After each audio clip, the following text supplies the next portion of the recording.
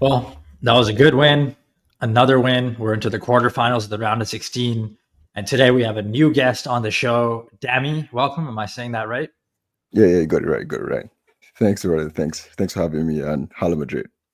Hala Madrid. Hala Madrid. So another game, another win. And what we're 3 wins in 4 games under Alonso. We're Yep. cooking. And let's just get right into it. First half, we start same starting lineup last 3 games. No more, or last couple games, no more Asensio. We got the five at the back. We're playing the 5-3-2. Um, hmm what'd you think of that first half? Just going into the game. What did you expect, and versus what did we see? No, so I expected it to go exactly the way it did. I didn't expect Juve to have those clear-cut chances. I mean, the Colomwani chance almost knocked me off my seat, right?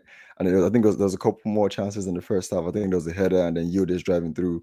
But based on how we started the game, we were proactive. And it's one thing Madridistas have been begging for a while now. So yeah, we started the game on the front foot. So it was pretty much what I expected. Pretty much what I expected.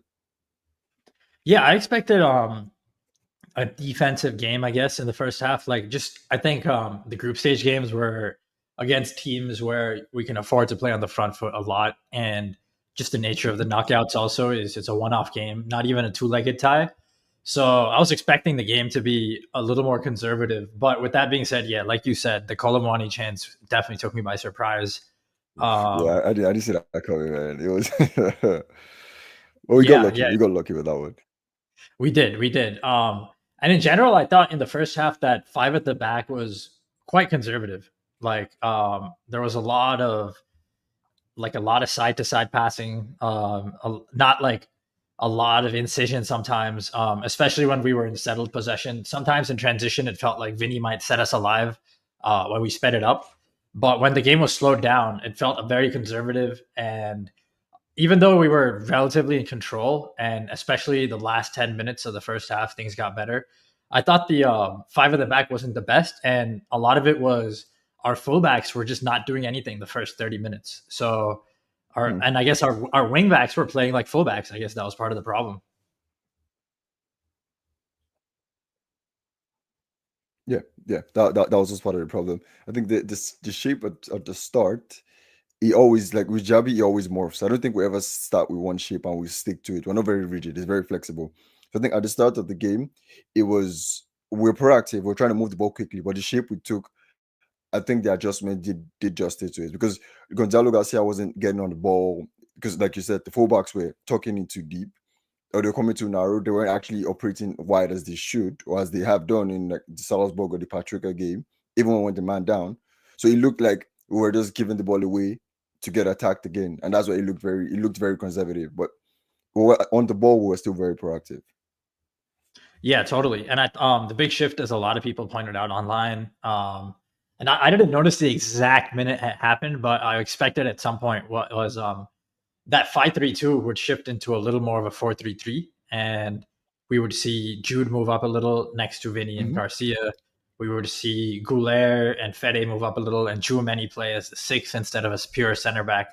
Um, I personally, like, a lot of people were complaining the first 40 minutes, and like, even I was like thinking to myself, is this too defensive? It was like watching an Antonio Conte team almost, where he was prioritizing defensive coverage, width, and like when we pressed, it was like a conservative press where like we have a front five and midfield three. It's like only five guys pressing, and then you have a whole back line of five. If the wing backs ever got caught out, he kept Chouameni in the back line to avoid situations like that early Colomwani chance, which we still conceded. But besides that, it was pretty good defensively. But I think what happened in the first half was because we were not posing a crazy offensive threat with Chouameni sitting so deep, the other team got a little comfortable. But I thought besides their like Colomwani chance, Juve also didn't have too much threat in wide areas. Like they were very narrow. And because of how narrow they were, Alonso decided to switch it over and bring Chouameni up. And I guess you saw in the last 5 minutes of the first half with Chouameni playing as a six, Trent started spamming some crosses, and we started getting better even before the second half started. Hmm. Hmm. What did you see there? Did you see the same thing, or? Yep. Yep. Yeah, I think it's the same. I saw the same result, but I think different things changed.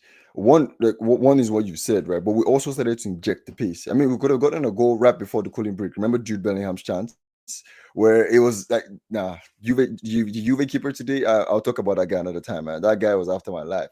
But real talk, it was we started to inject the pace. Like you said, we started very conservatively at the beginning of the game.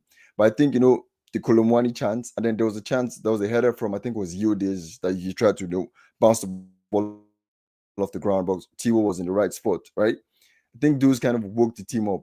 And what we started to see was Fede was pushing a lot higher, which meant the Juve defenders had to pay attention to his runs, giving Trent a lot of space. That's why I was able to put in those crosses. I mean, we could have gone into halftime 3 goals up. I mean, Trent had there were two crosses. There was two from Trent and there was one from Guler. The one from Trent is the one you just mentioned, right? The one where any touch would have done it. Literally any kind of touch would have taken into the goal. There was the Guler chance that both Chouameni and Hoisin, they missed the after we've considered those chances, and then, like they always say, if you don't kill the Real Madrid kills you, man. So I think it just got back to that point where we were conservative. They didn't take their chances, and then we had to inject the pace. But it started from the midfield. Yeah, totally. And I thought Trent, and I also thought it came from Trent in terms of, Trent just can either choose to be conservative or he can start drilling crosses. And I think sometimes maybe he doesn't want to end the action. He's still getting comfortable and picking his spots in terms of when he should inject the pace. And I totally get it. Like I've been clamoring on this show a lot. Like he's coming from a team that needed him to be very aggressive Yeah. all the time. He doesn't have to be all the time here. He can pick his spots. And so first 30 minutes, he was super conservative. As soon as he started spamming the crosses, you saw our whole game change. Oh, 100%, 100%. Chances started to open up, and then we were like Real Madrid, and just to dialogue a bit, right? We were first to every second ball today, and that was why Juventus could not handle us. Whenever Trent got put those crosses in, even when we missed the ball, whenever it was always a Real Madrid player getting to it first. It was either the fullbacks, or was Jude pinching it off a player, or was Fede already. They couldn't deal with it. So, and then, well, what did it make sense to me from a Juventus standpoint is, I mean, the world knows the quality of Trent Alexander-Arnold, man. Why are you giving that guy so much time and space to cross the ball? Of course, you're going to get punished. Like, he had so much space to take a touch and whip how many crosses into the game today. In my opinion, he should have walked away from this game at least 3 assists. At least, I believe the team let him down there. At least 3 assists today from Trent. Honestly, Yeah, I mean, I'm glad Garcia got him his one.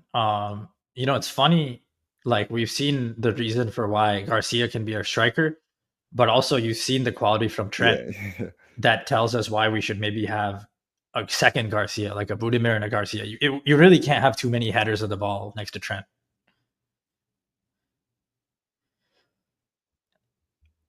And Honestly, yep. yeah, sorry, I The wasn't more the sure if you. better. Yeah, no, sorry, I wasn't sure if you were breaking up. But also just want to add, I'm glad the game it worked out really well in the second half, and we really shut down Colomani, partly because they Okay. don't have really good wide wingers, but I feel like Rudiger being picked over Asensio right now. I guess Asensio I don't know if Asensio is suspended, but in general, like Rudiger doesn't look like fully fit to me, like at least in the first half when he's getting cooked. And overall, it worked out. Like even Rudiger, like not 100% is still solid enough to. I guess Juve are not like the scariest team, but I feel like Rudiger is not 100%, and he definitely needs more time off. But after this Club World Cup, it's kind of sad that we have to rush him back now. It's like Javi got a quick look at Asensio. He's like, nah, just get me Rudiger at 80% instead.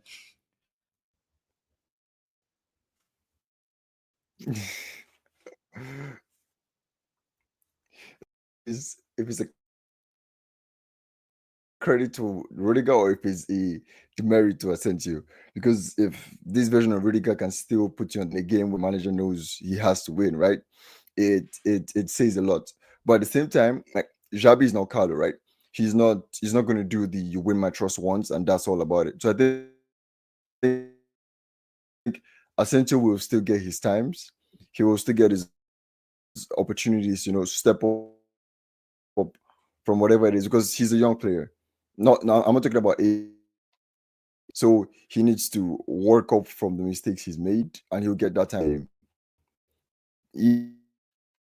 Yes, he was. I mean, he half fit Rudiger is still good enough, right? But I wasn't comfortable with his game today. The put us in trouble like twice because Colomwani understood how to play around it, and then Rudiger never, you know, adjusted to that. So I'm still on the fence with that decision with Rudiger though. Yeah, definitely. As far as like the overall performance of Garcia versus Mbappe, what were the big differences you thought you saw there? Like, I feel like Garcia. I'll just give my 2 cents real quick. Garcia, like there was a moment in the second half when Trent flicked it to him on the right wing, and he was just wide open and making a run on the wing. He kept the attack alive, and I was just like, damn, like this guy's athleticism is so good. It's to be honest, it's not a huge surprise that Rodrigo, for example, hasn't been able to play in that type of role. Like this guy has some serious energy to his game. Like he's really strong and fast. He's kind of got that pace and power with enough technique. Just in, like he's not some crazy technical beast, but he knows what to do. And the way he sacrificed for the team was awesome. I'm not sure if even Killian has done things like the way Garcia has done. Like Garcia just sacrifices himself for Vinny, for the team, makes the right runs. What do you think, Garcia versus what do you think from Mbappe in his first few minutes coming back? I mean, I won't read too much into Mbappe's couple of minutes, and the reason why is it's coming off an injury. That's one, right? And then he's not. This is his first game under Xabi Alonso, right? I think he's had a couple of training sessions. It's his first game, and a couple of times you could see that he's still trying to find the pockets to run into. I mean, I remember Vini. But I remember the whole team in the first half against Al Hilal. And if you remember that game, Xavi came out and said we must never repeat that first half against Al Hilal ever again. You could see players going all over the place. That was similar to what Kylian had today. But Kylian did some things I really liked. I don't know if you spotted it. When he came on, he tried these give and goes with Vinicius. I think about like 3 times they attempted it and it came off. I think there was one where could have led to a goal where Mbappe squares for Guler and he could have scored. So the give and goes with Vini, if that's what it is, because that's what it's going to be. We all know that's what it's going to be. It's going to be Vini and Mbappe up front eventually, right? If that's what it's going to be, and they're already finding a way to interchange quickly, then that's a good spot for me. But then as to covering and playing for the team, Mbappe is going to have to learn that the hard way. He's a 26, going on 27-year-old player. You can't. There's not a lot you can teach this kind of players, right? He's a guy that knows that scored. I mean, he had a terrible season. He's been having a terrible season and he's bagged 43 goals. So you get there's only so much bending you can do with a player like Mbappe. So if you put him by Garcia, honestly, it doesn't do Garcia any favors because Mbappe can afford to have a game 3, 4, 5 steps less than what Garcia put in today, and he will still score. But for Garcia, it's that ethic, it's that intelligence, it's the technique, it's the power that he puts into the game that makes him so valuable. I mean, we're having conversations of what happens to Hendrick already. And let's and if we get this thing right, Gonzalo, I think he had 6 appearances. Yeah, 6 appearances before the Club World Cup, right? With a goal and an assist in 6 appearances. He didn't start any of those games. Now he started 4 games. He's got 3 goals and 1 assist with an involvement every game. He's working his way up. But putting him side by side with Kylian in today's game, what we had with Garcia was a willing runner, very, very intelligent player, right? And then I don't know. I don't know how to put it. Doesn't trigger the wrong message. But presence in the box. He got, like you saw the leap. He has a leap on him, man. He has a very good leap on him to get to that ball. Although he didn't have a lot of touches early in the game. I felt it was because the midfield wasn't progressing as high as they would. But all we lost to Gonzalo was a willing runner. That's the difference. With Kylian, not so willing to run, but he did do the intricate things. He came deep, tried to play with the midfield, got the chances, tried to give. One thing that I would spot is when Gonzalo left the pitch, you could tell that, yeah, we lost some legs. We lost some legs, definitely. Yeah, totally. I think what I like about this lineup is that that spot that Vinny's playing in, I feel like Vinny and Mbappe would thrive in. Maybe slightly differently, but that role, it's just such an inside forward role right now. Like it suits the new Mbappe more to like less touches, more close to goal. I also liked how Vinny. I guess the main difference now is Vinny's really putting some crazy balls in from the left when he's getting open. But I feel like in general, even Kylian, the whole Yeah. team, they're all like more willing passers now. Just as soon as Alonso's here, like they're all like trying to make the right play. They're not as selfish, even if Kylian's runs might not be as perfect. I feel like everyone's making the right play more. And in Vinny's case, he's so good at dribbling, and that means like sometimes it's Trent coming in from the right, but it's Vinny from the left because Fran isn't quite there yet. And I know everyone is focusing on how Fran is better. I don't know why. I can't help but feel like he's still like a big major weak link on the team. Like when I see it, and maybe I'm being biased. Maybe I'm seeing what I want to see. I Yeah. like his runs. I like his runs. Don't get me wrong. And the but I feel like the system, the five at the back, is almost because of him. Because we need to tailor to his weaknesses. He's more useful as a wing back, running up and down, holding width. There was also like that one play early in the game when Fran received the ball like high and wide. Vinny had a crazy through ball to him, and he just took the ball, like took 3-4 touches back and passed it straight back. And I'm just like, dude, come on, man. Like at least pretend you're gonna go forward and then do something. But he's I feel like he's just limited in his skill set, in my opinion. And he's a good backup player. I don't think he needs to leave. I'm just saying I don't think he should start. And I feel like Trent and Vinny are like we pose danger everywhere on the pitch except Fran. I feel like we pose like a lot of danger in terms of how we play. And again, Javi's done a good job mitigating it, using Fran as a runner, having Vinny ping the ball across the box and dribble and play high and wide. But yeah, I would like to see. That was just some scattered thoughts. But yeah, one, I feel like Fran is still a weak link, even though he's playing way better. And two, I feel like Vinny and Mbappe suit that role, but you need a Garcia, or maybe you play. It's just like, could you fit Jude, Garcia, Vinny, and Mbappe on the pitch together? Then what do you do with Guler? You know, it's a lot of tough questions, but it's good questions. You know, it's a lot like a long season usually comes down to teams with these sort of questions usually win. No, I do like the questions because I disagree with both points, but I still see why the questions are arising. Like let's start from the last one, right? I still think Vinny and Mbappe can work without Gonzalo. I think Gonzalo would be the first name off the bench. I don't know what that says for Rodrigo, for Brahim Diaz, but the way Gonzalo is playing, he's got to be your first name off the bench. And why I think Vinny and Mbappe will still play those roles, with Mbappe playing the role Gonzalo has played, is what we're seeing now is we're seeing Bellingham and Fede Valverde being unchanged, in the sense that those runs that Jude would make. Remember in 2023-24, where Vini and Rodrigo were the two up front, and then they would both drift wide, Jude run down the middle. Now we don't have just one player, we have two. Fede is getting those positions, and Jude as well. And then what happens is you see Ada Guler coming deep, and Chomeni right behind him to give the balls. So even if, which I highly doubt it, because Javi is someone that teaches, right? Even if Mbappe doesn't do what we what Gonzalo has done, right, and stay in the middle to get the ball in the central channels, I think we'll still do more than enough with the threat coming from Jude and Fede making those runs high up into the pitch. So because I don't see a world where we might see a couple of games, right, where it's maybe Vini and Gonzalo, or Mbappe and Gonzalo, maybe Vini is injured, but I don't see a world where it will be based on merit. Right? I don't see a world where he will be so good and then one of those guys has to be dropped for Gonzalo. It's just he'll be the first name off the bench. He'll be the name with them get hurt or get a booking or whatever. But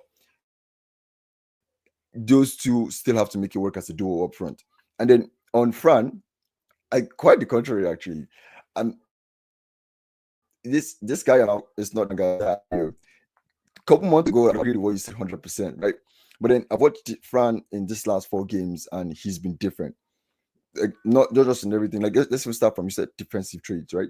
He's made a couple of interceptions this tournament that have been huge. I mean, I think it was against Salzburg. His interception led to the goal. Against Al Hilal, he had like 2 interceptions that led to a turnover, and we could have scored from. Like he's now he's not just a willing runner that wants to get in there. He's trying to make intelligent decisions. I mean, he's knowing when to get in behind Vinny and get the ball from Vinny, and knowing when to come back deep. So I really think I like what I'm seeing from Fran. And then the thing is, quite the contrary again. I think the Achilles heel of this team, or the weak link, or the weakest link, right, is actually where Rudiger is playing. Not Rudiger himself, but that right center back. And there's the reason Asensio's not been comfortable in there, and even Rudiger not being fully fit has not been so comfortable in there. And I think it's because the way the team plays, right? We need Trent to advance. Hoyson is always going to be that guy that's willing to make those risky passes. A couple of times you get them wrong. I mean, he had a couple of passes that speared the one in the midfield, right? So there'll always be that 1 out of 3 times where Fede isn't cut too forward or Jude is cut too forward, and that ball spills, and then the right center back basically has to clean up the house. That's what it is. So you have to have the legs and the awareness as well, which is why I didn't really like Rudiger's game, because he did what Rudiger always does, right? He harassed Moani, was in and around him. But the fact that you have those players around you who make those risky passes, you had to be the guy that was cleaning up the shop. And you were not doing that as often as you would. So me, I think that's where the weak link or the weakest link we'll have will be. Not really, I'm not really looking at Fran that much, because I'm looking at that left side. Hoytson offers good cover. Jude is always going to be running down that left midfield. So I think Fran will still stick his way out in this team, honestly. I think even if we do sign a left back, Fran is going to give him a run for his money. The way he's playing, he's going to give him a run for his money. Wherever it is we sign, if it's Carreras or if not, he will definitely give him that. On the right center back thing, I think I don't think we always want Trent to advance as often, and I think that's where Franco will be super interesting after the tournament.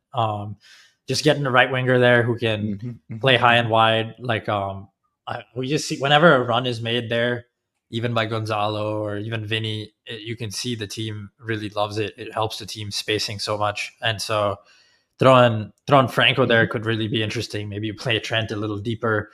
But yeah, what you said about Fede and Jude making those runs is interesting, and that's where I feel like Javi is just doing such a good job, making sure everybody's providing a threat in some way at some point. Everyone's dangerous on this team. He's using everybody in a different way. It's unpredictable. It's not just one person doing the same thing again and again. Like last season, I feel like we'd say the same look again and again. Like it wouldn't change up as much. Even just like little combos on the ground near the box, they feel far improved. Yeah, so those are beautiful to see. Those are lovely to see. Yeah, like and the way they're trying to square the ball for each other instead of just shooting every time. Also the decisions on when to shoot, the long shots also seem really good. Like just when, why, like not rushed, not like let me just try and take the shot for the sake of it, but a lot more deliberate. They have rules in mind. They see space in a certain way, their mind clicks, otherwise they circulate the ball. So that level of decisiveness and possession is just awesome to see. And just based on that, Siddharth, right? How, like, just based on what you just came off, right? How much do you think we're going to fall in love with Guler? Because coming off, just bouncing off what you just said, man, Guler doing what he's been doing, and this is, we still have a kid on our hands, man. This is what 20, 21 years old, man. If he fits into this role and he grows, oof, man, I don't know. We're looking at something serious here, man. Because very early on in the game, when it started to drop deep, I was a bit confused. I won't lie, because I'm like, okay, I see Jude and Fede in there. I was expecting, Arda will be the guy up top to make those final passes. But then he was coming deep to the halfway line to pick up the ball off of Hoyson, and then Jude and Fede were getting. I'm like, okay, what exactly is going on here? Then he started with intricate plays. He and Trent sometimes would be on the left, double with those guys. It's astonishing to see. And then because of course he's still a kid, he's going to make better decisions. When he gets to that elite level of decision making, knowing when to give the right pass, to wait on the pass, then we'll have some real money on our hands with that kid. We'll have some real money on our hands. I wonder where all the people who were confused why Guler and Franco play the same position and why we signed them both are. Like, is Franco going to drop in front of the center backs? Is that what they saw when we signed Franco in the highlights? But no, I know Guler might have been playing. I know the Guler hires from Turkey were very advanced, I remember. But I just remember, like, I just don't remember too many players I saw the initial highlights of, and they just screamed, like, I don't know. I just saw those highlights. I saw a different player. Like, I just didn't see him playing that position. And it was so obvious to me because, like, he's so tiny. And I'm like, he's not going to, like, grow like the Hulk or something. Like, he's not going to turn into some big and tall, strong player. He's not Messi. Like he looks really good. He's overnight. not He's not Messi. going to do it overnight. Yeah, and I mean he's not Messi where he's like he's not going to suddenly get like go from 47 to 97 acceleration or something in FIFA terms like out of nowhere or whatever. Like I said, I don't play that game as much anymore, but whatever the metric they use for the speed of the ball or the dribbling speed. But you know that Guler, he's not like strong and fast or tall, so I just think that passing is best used deeper, especially on a team like this. Also, just in general, historically, the players who can play that role are rare, and they usually are like the players for some reason they won't be able to play up front. So I've always felt he's a big Cruz Modric replacement. But I will say, I feel like in the 5-3-2 without Tchouaméni next to him, when it's just Fede, Jude, and him, maybe he's easier to target defensively because it's just a 3-man midfield and they have so much ground to cover. It's like imagine Cruz or Modric in that role in a 5-3-2. Like you wouldn't want them running and covering so much ground. Whereas when Tchouaméni played a little higher, at least in possession and the counter press, because when the main thing, Tchouaméni, when he's playing higher in the counter press, he steps up maybe because out of possession, it was still a back five at points from what I remember. But I don't know, maybe Xavi cycles through a lot of shapes. It's been a while since I had to keep up so much more and just like pay attention closely. Yo, you have to, like at this point, if you don't like, if you miss 5 minutes, you might miss a lot, man. In the first half, you already spotted it. Like you said earlier on, we switched two shapes. Like, and it was real fast. Like we as fans watching from home, it took us time. So I don't know how long it probably took Juventus players to figure it out because it was instant. I think he just realized, okay, we're letting these guys come at us too quick. We can't take too many chances. He switched it up and then turned the game on his head right there. So his shapes are, I think with Xabi, what I'm picking up is his idea is fixed. You know what he wants to do. He wants to get the ball. He wants to be on the ball. He wants to play good. But his shapes, his systems, his formations, I think those are very, very flexible. More flexible than I think we've seen in a long time. That'll be my hot take. I think it's more flexible than we've seen in a long time. The ideas will be the same, but those players are moving around a lot. Yeah, and also just you can use the whole team, the whole squad. Like he's just gonna use everybody. He's not gonna wed himself to. Yeah, and that's where it's not a big deal. I think like we could be in a situation. We just play so many games where Vinny and Mbappe they will play together, but they could play together half the season, and it would still be enough to like win all the competitions, like just every other game because there's so many games now. Like you're playing like 100, 300 games, so. It's like you played together as many games as entire teams played full seasons like a few years ago, but just the way it's going. For games. I mean, during the game, the commentator said Fede already played his 63rd game. I'm like, woof, 63 games in a season, man, and he's still running like that. Nah, I don't know. Whatever that guy's diet is, I need to know, man. I need to feed my kid like that because it's insane. He runs everywhere, every game. It's Fede already is something else, man. He is. I mean, I honestly like that's where with Rudiger, I'm seeing him like struggling a little sometimes, and I'm thinking back to when we played him and Fede are the two I worried about, and now I'm officially like I do worry about Rudiger, but at least it's known now. Like now I know, okay, we screwed him over a little. Hopefully, we need to get him back. I'm still worried about Fede because who knows about what happens. Yeah, Rudiger, I'm not worried. Like officially, I know it's a problem, so I'm less stressed because I know the club knows and they're gonna have to deal with it after the tournament. But yeah, I mean, and at least Jude's getting surgery, so those were the big three on the red zone last season too, who were running too much. And Fede, great performance. As some people in the comments are saying, but with him, it's great performance. But with him, I just like.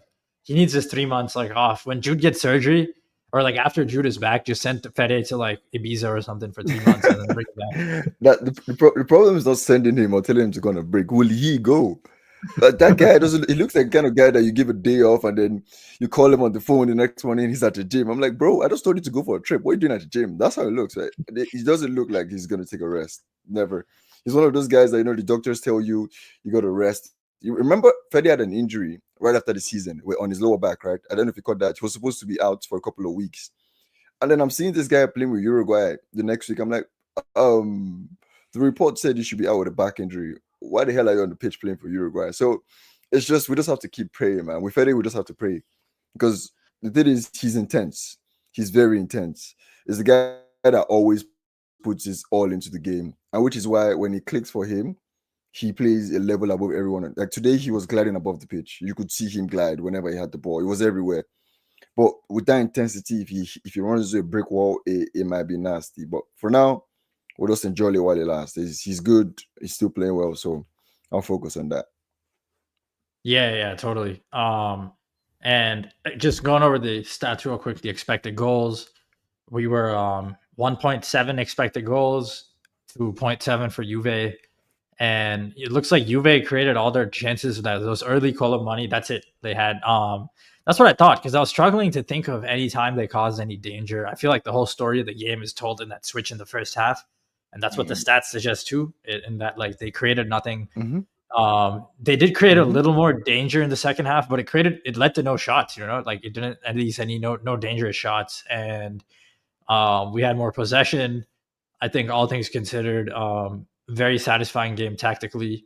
Arda Guler, according to the Mark Stats bot, by the way, this is all from. So Arda Guler, 77 completed passes out of 90. Great expected threat. Let me see.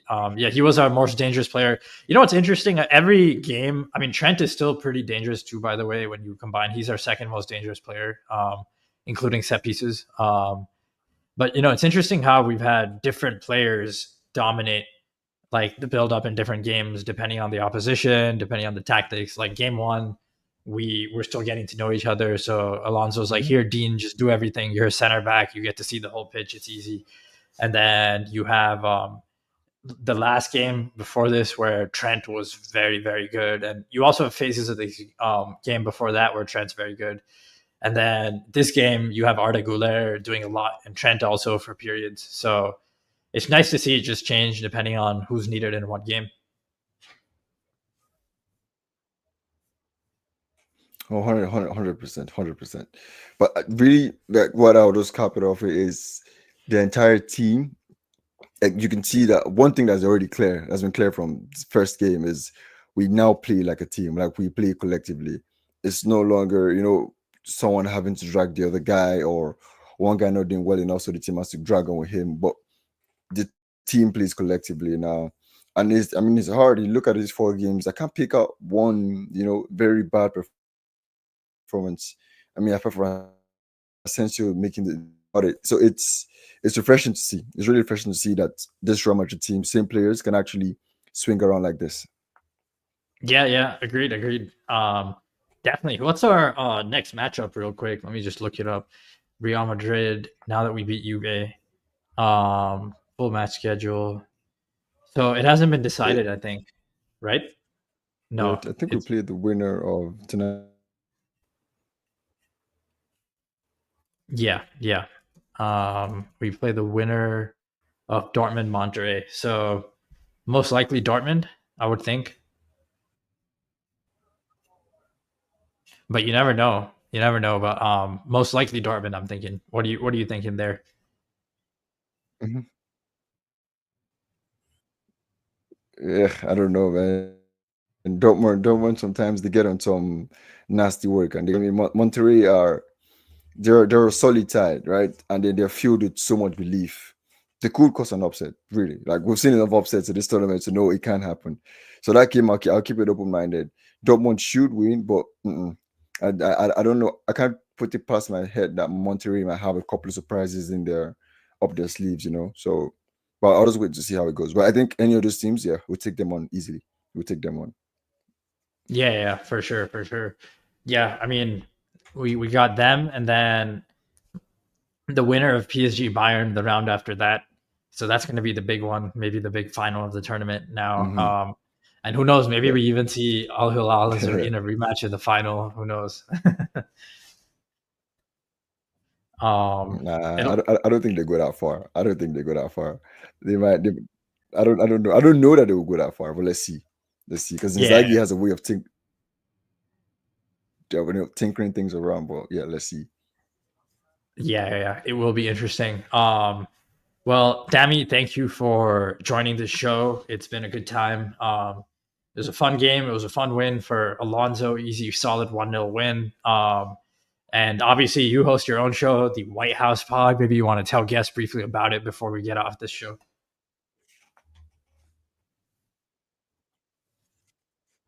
Oh, okay, yeah. I appreciate the opportunity, man. Yeah, so started hosting the show, the White House Pod, so Real Madrid fan podcast, man.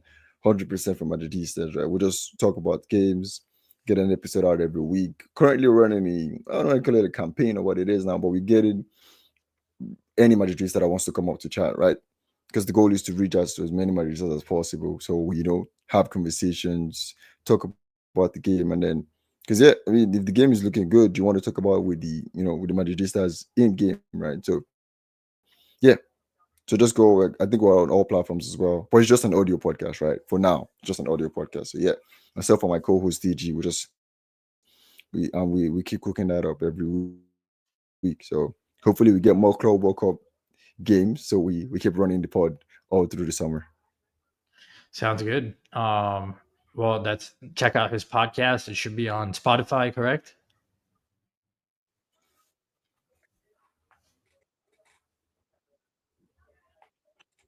Yeah, it is. Spotify and Oh, Apple Podcasts as well. A couple of other distros. So yeah, Spotify definitely. got it. Everyone check out the show. We will be back. I'm not sure when our next episode will be. Definitely we'll have a post-game show for the next game. Probably a preview as well. We're definitely going to keep following how Alonso evolves his team. So thank you all for tuning into this post-game show. Thank you all for the comments. Please like, subscribe. Definitely helps us out in the algorithm. And we will see you all next time.